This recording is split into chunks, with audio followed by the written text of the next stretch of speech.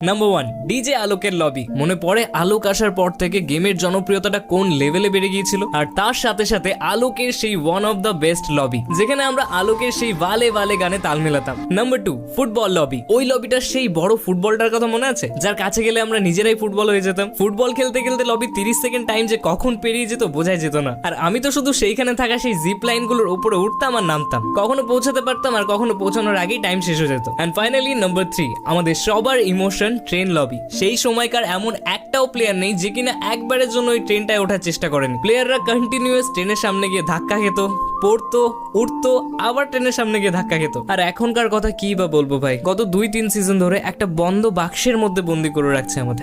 #মিসি old free fire.